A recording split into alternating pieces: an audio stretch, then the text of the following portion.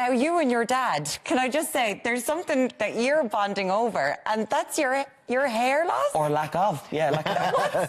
So Dad, over the last, I guess, 2 decades, began to lose his hair quite rapidly, and then I thought, oh my God, I have his genes, I'm next. So I went to Hair Restoration Blackrock and I said, guys, help me, please.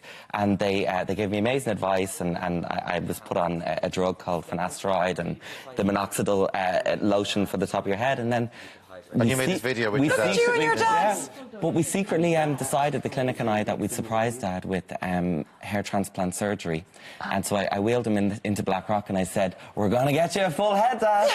And yeah, he's almost got more hair than me now. It was an amazing process, because what happens when a guy loses his hair, people think that it's just the natural process, but hugely damages your confidence and your zest for life, and you feel like you're unhealthy or you're not worthy of love even sometimes.